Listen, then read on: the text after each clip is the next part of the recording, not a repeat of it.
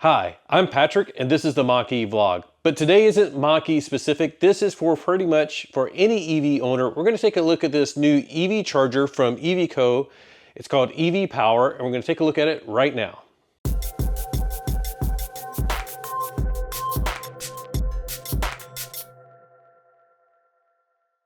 Okay, let's just go over some of the basics. Of course, this is a newer company, EVIQO. We actually talked to the founders. We had like a video meeting with them. They're sort of a brand new startup, and they are EV enthusiasts that sort of weren't really satisfied with some of the EVSE or EV chargers that are out there, and have now decided to create their own. So I was impressed with our interview with them or meeting with them, and wanted to check this out. This is has a lot of the common specs that you want from an EV charger. Some of the things that you want is that it is let's see, ETL listed, UL compliant. It has a very long cable, so that's really cool. I think it's a 25-foot cable to the charging plug. The cable that goes from the charger over here is about 3 feet, which is nice. A lot of other chargers are only like 18 inches to 2 feet. Of course, it supports up to 48 amps of charging if you have a 60 amp circuit and it's hardwired. If you have a NEMA 1450 plug like we have, you can go up to 40 amps. We're actually limited by our panel, so even though this is a NEMA 1450 plug, we have it on a 40 amp circuit breaker. So I went in here, there's like a little switch that I was able to turn, and that set basically the hard limit to 32 amps of charging because it's on a 40 amp circuit. So always remember, no matter what charger you have, you only want to go up to 80% of the amperage allowed on that circuit. So that's just general electric best practices and required by code. So most people on a 50 amp circuit like this where it's plugged in can go up to 40 amps. Do want to make sure that this is a professional install. Don't try to DIY it. And even if you have an electrician do it, make sure that they're using top quality plugs. A lot of times they'll put in just like a whatever NEMA 1450 outlet that they have. And a lot of the like standard ones that you can buy, including from like Lowe's and Home Depot, they're like they cost about $10. They're meant for like occasional use. But because EVs are going to be charged almost daily and they're charged for multiple hours at a time, I recommend making sure you get an industrial quality outlet, or telling your electrician that's what you want. It may cost you $50, $60, $70, but it's definitely well worth it. You may not notice any performance issues, but a year, 2, 3 years down the line, you may have some like shorting or other issues with these, with the cheaper ones. So no matter which one you get, the other thing that I would recommend, if you're not going to hardwire it, is to unplug your charger occasionally, maybe every 3 months, every 6 months, and just examine it. Make sure you don't have like any burn marks around it or anything like that. So that's just some background info on the charger. I went ahead and mounted this one, but I have not set it up or anything like that. Mounting is very nice. They give you a bracket, so you take the charger off of the bracket and the holster off of the bracket, and then you mount the brackets, and they give you some very good bolts to do that.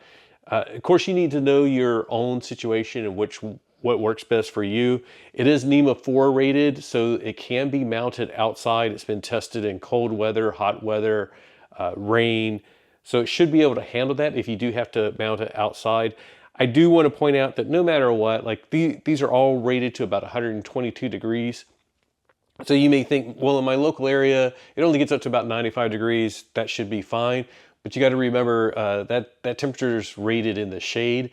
So if you put this and it's 95 degrees and it's in direct sunlight, you will run into some issues. So, but that's with pretty much any electrical equipment that's rated to NEMA 4. If you can, try to put it inside. If you have to put it outside, try to put it on like a shady side of the building. If you can, put like some type of overhang over it. Those type of things are just, makes it a little bit nicer.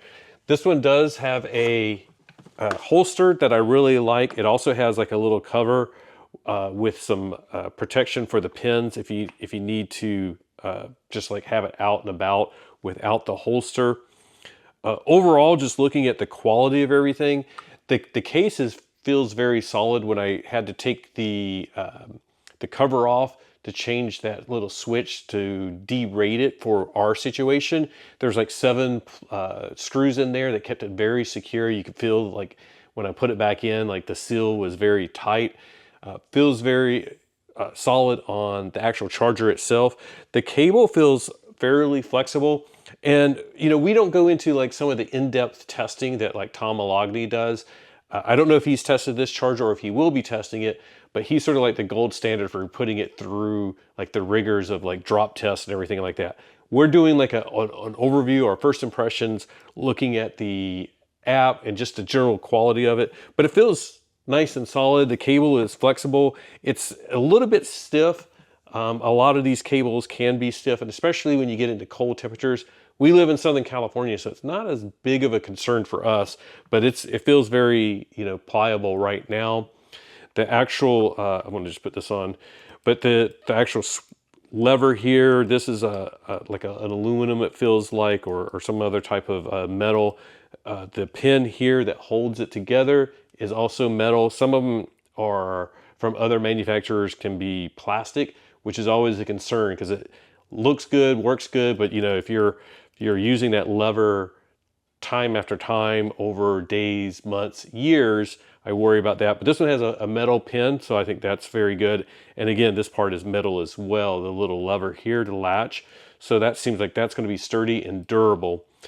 I really like the fact that it does have a separate holster. So one of the cool things is like if I wanted to mount the charger here because my outlet is here, but I might be charging outside, I could mount that holster, you know, down by the entrance of the garage and put the holster separate from the actual charger. Or, you know, I don't know if they sell a separate one, but it means, you know, I have one here, I could always put one there, one here, depending on our situation. Because sometimes we have a Nissan Leaf that we charge and we just park it right here at the entrance of the garage and charge it there. But we keep the Mach-E here and ready to go. So the next thing I want to do is go ahead, and I have installed the app, I created my account, but let's go ahead and plug the charger in, and then I'll launch the app, and you can, you know, I'll do a screen recording so that we can actually see the setup process and getting this thing going. So let's, first of all, we'll go ahead and just plug it in. It's beeping. It is a smart charger, so of course it has a lot of smart features to it. It's going through like probably like a self-test. I like that it has multiple colors that give you the indication of what's actually going on with it, but I don't know what those mean just yet. So let me go ahead and I'll stop the video real quick and then start it back up once I get my screen recording started. Like I said, I installed it, created my account, but as you can see here, I haven't added the new device, so I'm going to go ahead and do that. And it says I need to allow Bluetooth permissions, so we'll click allow. This is an Android phone, but I'm assuming that it'd be quite similar if we're using an iPhone. So it says check that your device is powered and ready to be connected. Put the device and smartphone close to each other. Check the device is in sufficient proximity to the internet. I do have fairly decent Wi-Fi out here. If you don't, stop right here. Make sure you can get Wi-Fi out to your garage.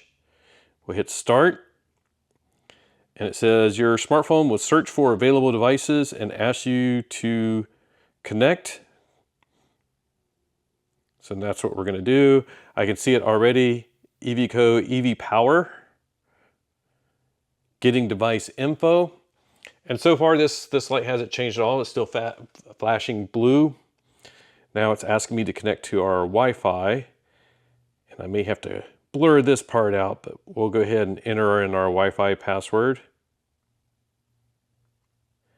Now, for a lot of devices that are like this, they'll some of them will be limited to 2.4 gigahertz only for your Wi-Fi network. Some can work on 2.4 or 5. I generally, like for like my laptops and stuff like that, I want those on 5 gigahertz, and I don't mind, you know, like light bulbs, smart light bulbs, chargers and things like that, especially out here in the garage, to work on 2.4 gigahertz. that gives a little bit better coverage and goes through walls a little bit better. So I'll double check, and I'll put down here right below if it supports 2.4 or 2.4 and 5. But even if it supports both, for a device like this, I'll choose the 2.4. So let me go back in. We can say remember, hit continue. We can save that. And now it's trying to connect. That changed to now it's a green light, and now it's blue, and it looks like we're good. It says follow the next steps to create a new device profile. So let's go do that. We'll say set up as new, and I'm going to have to blur a bunch of this out, but we're going to go ahead and do that and enter our address. And now the next step is to enter the car make and model. So let's see if I can just do a search versus scrolling through. Yep, there we go. We have a Mach-E. So we'll select that, hit next. Got to blur out my address again, but we'll hit finish, and it says you're all set. And there's some information within the app. I'm not going to dive into this. I'm just going to sort of assume that I can just figure it all out. So we're just going to hit let's go. And that's the basics of it. You can see here my current limit is at 32 amps, but I can adjust that downward with just this little slider. I'm going to just play around with the app while you sort of follow along, and we'll show you just how this works out. And then we'll plug it in at the very end. So let's see, just want to make sure this feels intuitive. There's my charger up there. I'm clicking on things. Let's see. It says, please plug in. So I'm assuming that once I plug in, a lot of this stuff will be populated. Usage details. So it looks like it can keep track of my charging duration, estimated costs, total consumption, charging sessions, the amount of power that it's put in. And it looks like I can set a schedule. So a lot of times your EV, you can set a schedule in the car. What I like to do is to also set a schedule within the charger, and it provides basically a little level of redundancy. There's been a couple of times over the past year where the car got an update, or it was having maybe like a GPS issue or whatever, because it's based the charging schedule on the GPS coordinates. So for whatever reason, the car would start charging outside of the window that I wanted to charge in. So having the schedule set on the charger is like another level of redundancy and scheduling. So basically, like what I might want to do here, since our discounted rate is from midnight to 6 a.m. during the week, we will say, like, let's go ahead and set the time. Very easy to do some of this stuff. It looks like it's just scroll buttons. So we'll set that at midnight as well. We'll limit it to 32 amps. And that's delayed start. Not sure what the status button is. I'll have to look that up and see if I can find an answer for you. And let's see here. I should read some of this. So schedule activation will deactivate plug and charge automatically, and vice versa. So if we have plug and charge enabled, that means as soon as I plug in, it's going to start charging. So I'm going to disable that. I don't want that. And then let me go ahead and let's see. Oh, okay. So the delayed start, I'm going to actually turn that off. Bear with me as I go through. I just want to try to like show how this works if you're doing like I'm doing and just trying to figure things out quickly. So we'll set a schedule. We'll set the period between, we'll check all days of the week, even though we actually have some slightly longer times on the weekend. For this purpose, I'll just set it from going from midnight. And I'll do like 12:01 a.m. just in case it's a little bit confused of whether it's midnight or noon. We'll stop it at 6 a.m. And that's it. It looks like that's pretty much all set. So that's how you would set a schedule. And then I'm going to go back. But to test for today's purposes, I'm going to go ahead and hit plug and charge. And that's disabled my schedule because I put on plug and charge, just so that we can plug it in and give it a try. It is trying to estimate cost. So one of the things I want to do is go in here and see how I can adjust the cost settings, because it needs to be able to identify that. It looks like it must have just updated. Not sure why it beeped. Oh yeah, it like rebooted. I think it's because it saved the settings that I just sent over to it. But it looks like I can set the cost for my charging, and we actually have expensive electricity here overnight. I know this might shock some of you that are out there. Like when we were in Colorado, we had charging for like 8 cents per kilowatt hour overnight. Here it's, I forget what it is. It's actually in the 20s somewhere. And so that's our basic plan 1. We'll just go with that. So now we should be good to go. Notification settings. I want it to notify me like when charging has started, when charging has been suspended, when charging has finished, or remind me to plug in. I'm going to turn that part off. I don't need reminders. So let's go back here. Looks like there's some FAQs and a user manual as well. And then that's it. Yeah, okay. So let's just go ahead and get charging and see how this is. I'm going to have to tell the Mach-E to accept a charge because I have that schedule set on the Mach-E as well. You can hear the relays on the Mach-E clicking right now. We'll plug in.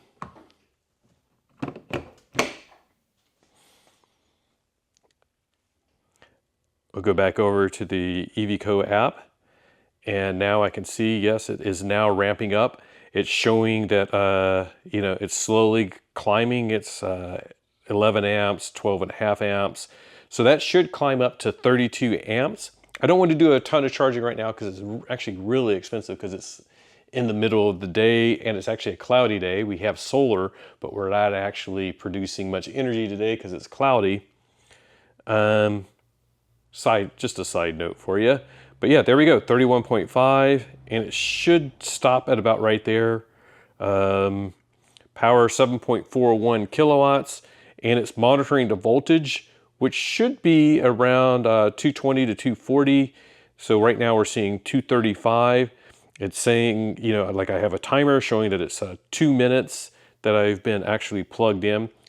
It wasn't charging the whole time because the Mach-E was not accepting it. Monitoring the power I've put in right now, it's like getting ready to turn over to 0.1 kilowatt hours. There we go, 0.1 kilowatt hour, and estimated cost 2 cents so far. And that's pretty much, you know, the basics of getting a charge started on the car. We're going to let it charge for just a few minutes, and I'll explore the app a little bit more so I can give you an overview of it, and then we'll touch base. Okay, still charging. I'm going to go ahead and we'll explore some more of the app. If I click on the little person icon, now it brings up a little bit of a menu. So my profile is basically just information about me with my email and phone number. I'll blur all this stuff out, and I can add my name in here. We won't do that just at this time. Let me click on the person again, and then the household information will give me like what my time zone is, the household name. I can actually, you know, change that if I wanted. And also who are the members of the household. So the cool thing is like if you have multiple people, you can create multiple accounts and share it with them. You don't have to give them your account info. Could be really neat, especially if you have roommates. With notifications, I can mute all notifications if I just don't want to hear any of it. Devices, I can pick which device notifications I'm going to get. Let's see. General notifications, if I want those. Let's see in here. Oh, it's going into like the Android settings, so I won't dive into that too much. And then system settings, again, going back over to Android. In the settings here, if you have an iPhone, of course, it would be an iPhone setting that you would get to. The interface, I prefer a dark theme. You can set it so that it's whatever the system is set, which of course I have a dark theme on my Android phone, or you can switch it to a light theme. We'll keep it on dark. Keep the screen always on. We don't need to do that. If I'm looking at the app, it'll be on good enough. Don't show offline notifications. And then authorization confirmation. So we're still charging, let's see, 0.67 kilowatt hours, 31.4 amps that it's charging at, 31.5. And let's go back over again, look at the other stuff over here. Help, we'll go explore that just real quick. It looks like it's going to bring up, yep, this is like from their website. If you go in, you can browse this on your desktop if that's better for you, or you can look at the help here. Go back in. There's also the about, which is basically just, information about the app, terms of use, that type of thing. We'll go back over here again. Log out, of course, logs out. And then the last one I wanted to show is feedback. I think this is really cool. They have info here, so if you have any questions, you can shoot them an email. They have a phone number, and then down here, there's also like you can shoot a message off using this interface. It's basically just like their web page contact form. So anyways, fairly basic stuff. And let's check on the charging again. 0.8 kilowatt hours. So everything's going well with the charging. I'm going to go ahead and hit stop. I see that click. And now let's go and look closer at the actual charger, and I'll tell you what these colors mean. So just, now that we finished charging, I can go back in here. One of the things I just noticed about this is like I can go back in and look at the usage details. I really like this, so I can keep track and see how much power the charger has used each day. And of course, because I inputted the cost for electricity for me, it's tracking the cost as well. So that's really nice if you want to keep track of stuff. And of course, it has like 1 week, 1 month, 3 months of data. I believe, yeah, you can click on that and it goes to like a full screen mode. But anyways, yeah, pretty slick to see that it's tracking all of that information. I don't see an export function. Maybe that will be coming. I'll submit some feedback like that to them. If you have suggestions like that, that's what you can do is like, submit the feedback. Maybe they'll be able to implement that. I did have to look it up. Like I was saying, it's like, I don't really know what these colors mean. Of course, red means, something is wrong. That one's simple. The top one is basically the charger status. Found out that, of course, red is a fault with the charger. We have not seen that, luckily. Blue means charging has finished. Green is like it's waiting to charge. Down here, this is indicating connectivity to the internet. So red means it's lost signal. Blue means it's all good.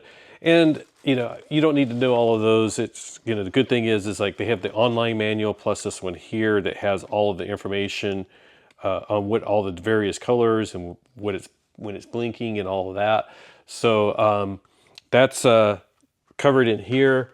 But yeah, overall, this has been, I like it. I like the form factor. I like that it has the separate holster. The cable is actually long. We've reviewed some other chargers that had like 18 feet cables. The fact that this one's 25 feet, which I think is the limit that you can do on an EV charger or EVSE, to use the correct terminology. So it's giving you as much as you can possibly get. I'll leave it to Tom Malogny again with State of Charge to let him do some of the in-depth, torture testing of this. But from a user perspective, it's very easy to install, very easy to set up in the app, has some nice tracking features, and it just works. So I really like it. You can buy it on Amazon. It's in the mid 400s, I believe. I think it's like 450 right now, which makes it pretty competitively priced. Check our description because sometimes we'll have links down there that can give you discounts if we know of any. A lot of times they are affiliate codes. This one will likely be an affiliate code.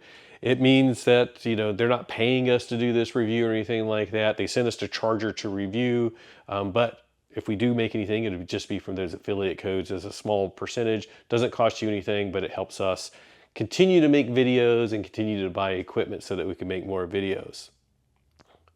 Well, that's about it for our initial unboxing and overview review of the EVIQO EVIPOWER EVSE/EV charger.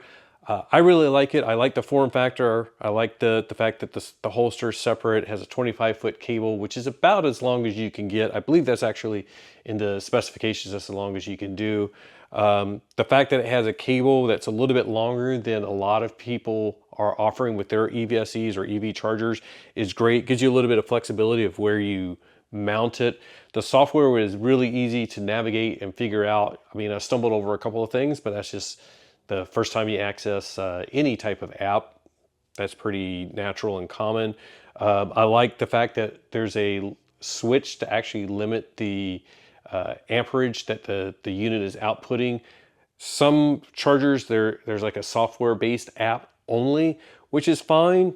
I feel fairly confident that it's okay, but this is like a double layer of protection to make sure that it'll never, like I can't accidentally tell it to give me 40 amps of power when all I want is 32. So that's like a hard limit that's set inside. Really cool to have that. I like the fact that if you do want to go hardwired, they give you the provisions for that. You just change that same little switch and then you can remove this part and have it hardwired. Again, if you're going to do that type of stuff, hire a professional electrician. Don't skimp on that type of stuff, especially when the results of if you do skimp on it can be disastrous. So but overall, really nice unit. Very excited to see what's going to be coming down the road from them.